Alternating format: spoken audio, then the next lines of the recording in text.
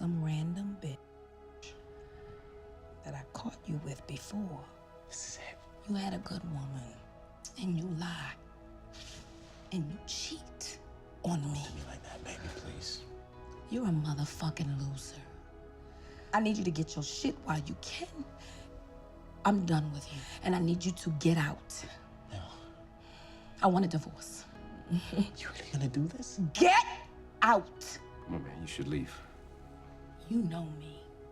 No, I can be the motherfucking devil. It is raining the day Melinda meets Robert. Two college students collide on a wet sidewalk, two stacks of soaked coursework accidentally switched, two strangers trading apologies under the same dripping sky. She is bright, focused, hopeful, a young woman raised by a strong mother and watched over by two sharp older sisters who have already taught her to know her worth. He is a mechanical engineering student with calm eyes and the kind of soft, certain voice that makes a woman believe him without asking why. He finds her dorm later that afternoon to swap their papers back, and because he has already taken her class, he offers to help her write hers. She says yes. Neither of them knows that this small rainy moment is the beginning of 18 years she will never get back. Standing in front of me was all the things I loved. Sexy. Soon they are dating. Soon she is failing an assignment because her mind is on him instead of her books. And then her sisters appear at her door with news that splits her world cleanly in half. Their mother is gone. The funeral is small. The grief is enormous. And as Melinda stands by the freshly turned earth, June and Brenda, older, sharper, already suspicious, take one look at Robert and decide he is exactly what their mother feared. A taker, a drifter, a man with empty pockets and bright promises. They introduce him pointedly to Devin, Melinda's steady, hard-working ex-boyfriend, as if to remind her what a good man looks like. But Melinda does not want a good man. She wants Robert. I'll be right back. Okay. He walks away from the funeral. She chases him. She drives him back to the rusted RV he calls home, climbs into the cramped bedroom with him, and gives him the parts of herself her mother had told her to guard. From that night on, she is his. He had my mind. And let's not forget my virginity. The mother's house becomes Melinda's house. The mother's life insurance $350,000 becomes Melinda's quiet secret, except she cannot keep secrets from Robert. She tells him over a candlelit dinner. Her sisters had begged her not to. She tells him anyway. And he, on cue, opens up to her in return. He tells her about his battery, a revolutionary invention, the kind of breakthrough that will get him into the offices of Prescott Industries if he can just get there, if he just had a car, if life would only give him the smallest break. So Melinda buys him a car. She does not know it yet, but she has just started writing checks she will be cashing for the rest of her life.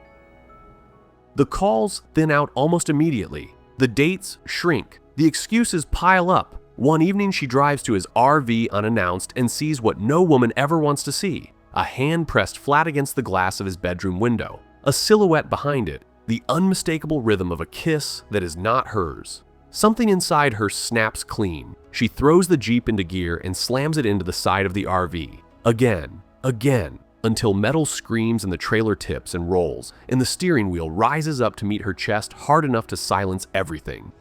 This is what you do! This is what you do to me! Yeah, tell me you're in a relationship! Stop, please! What? Stop! Melinda! Melinda! It's so much adrenaline that hits the steering wheel so hard. Internal bleeding. Children. Never. When she wakes in the hospital, the doctors tell her two things. The girl Diana escaped through the bedroom window, and Melinda will never be able to have children. Internal injuries.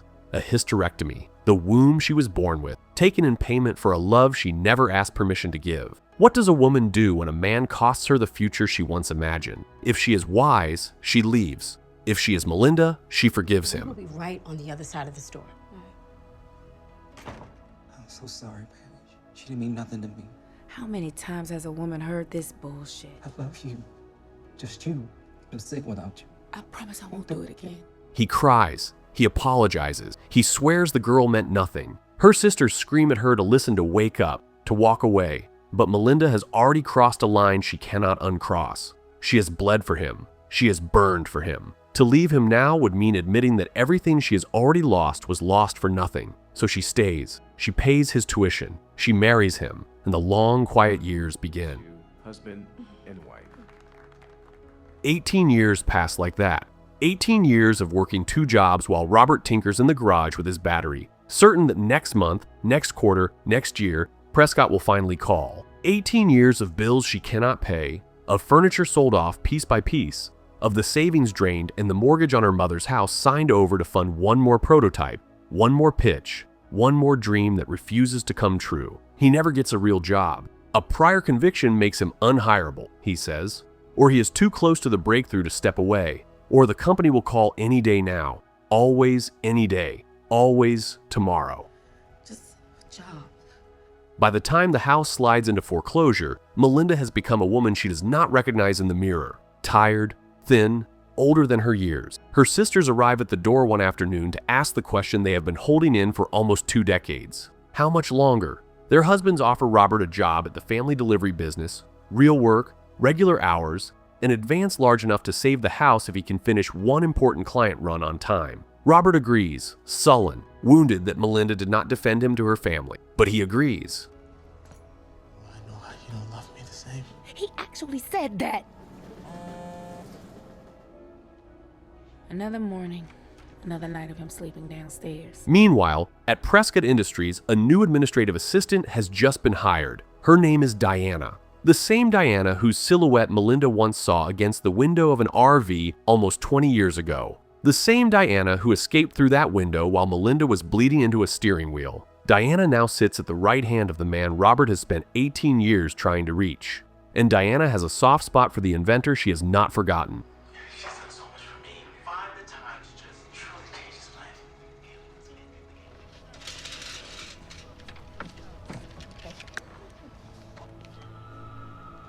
She tells him Prescott wants to meet him, 11:30, with the invention, today. Robert does not think. He cancels his delivery run. He grabs his prototype and races toward the meeting that will change his life and the life of the woman who has bled herself dry to keep him afloat. On the other side of town, Melinda's sister calls her with news that breaks what is left of her heart. They have checked Robert's truck mileage, and they have found Diana's wallet inside the cab. There is a particular grief that belongs only to a woman who has given everything to a man and finally understands she has been giving it to a stranger.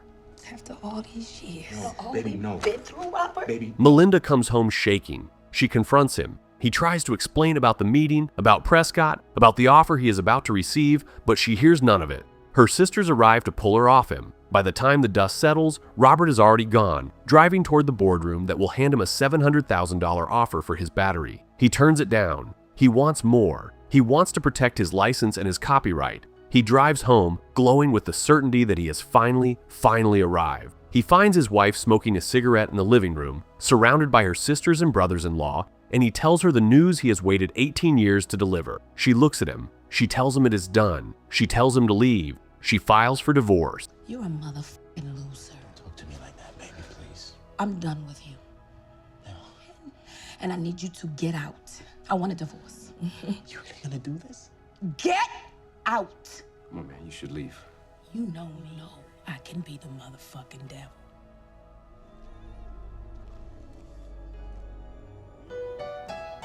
Days pass, then weeks. Melinda loses the house and moves in with her sister. She begins seeing Devin again, slow, careful, the old steady love returning like a familiar song. On a date in town, she spots Robert through a restaurant kitchen door, washing dishes, his head down, his hands raw, and she allows herself the smallest, quietest exhale. He is paying for what he did. The universe is balancing. She is wrong. The universe is not balancing. The universe is winding back to throw the hardest punch of her life. Just give me a divorce.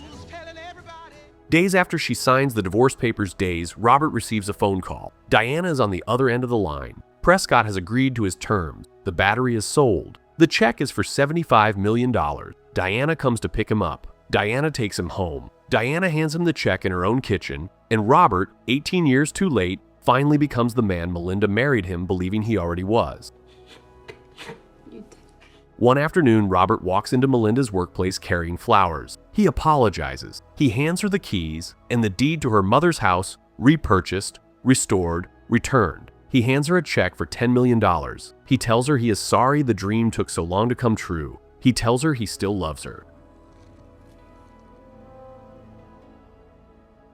Melinda goes to her sister's house that night and lays the check on the table and says, with a calm so thin it terrifies the room, that this is the proof she was right and they were wrong, that Robert was always going to make it, that her sisters cost her everything, that she is going back to him. You should go home and never call me again. She drives to his apartment that same evening. She wears lingerie beneath her coat. She knocks on his door believing the gift was a coded confession, believing he is asking her to come home. The door opens, and then it opens further, and another woman steps into view, radiant, well-dressed, glowing with the casual confidence of someone who already belonged. Diana, Robert's fiancée. I'm Diana, Robert's fiance. The bitch I tried to kill all those years standing in my apartment, looking at me. Melinda smiles at them. Melinda excuses herself. Melinda walks out of the apartment and into a darkness she will never walk out of again. 18 years of sacrifice, one moment of recognition. Some women break, some women burn. Melinda is about to do both. She begins stalking them online. She watches Diana's life unfold in pictures, engagement parties, wedding planning, magazine spreads, all the magazine moments Melinda once imagined would be hers. She sues Robert in court for a share of his fortune, arguing that the 18 years she carried him built the empire he is now enjoying without her. The judge dismisses the case. Robert has already been more than generous. The law sees nothing else owed. See all the evidence? Did you send these messages? I have freedom of speech. You could spend time in jail, Mrs. Moore. Mrs. Moore, stay away from both of them. Is that clear enough for you? Yes.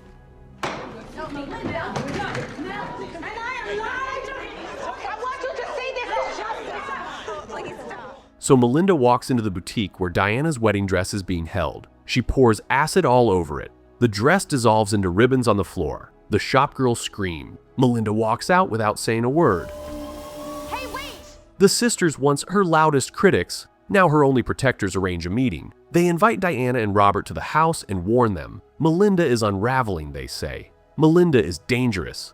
Take her seriously. Melinda arrives mid-conversation, sees the betrayal of the last people on Earth who were supposed to be on her side, and drives off into the night burning. Treating me like this! What about me?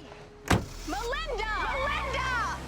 Then comes the wedding. Then comes the honeymoon. Then comes the yacht. Its name is painted in gold across the stern. Mrs. Gayle. Years ago, when Robert was poor and dreaming, he had promised Melinda a boat by that name. He had promised her oceans. He had promised her a future. He has kept the promise. He has just kept it for another woman. Melinda?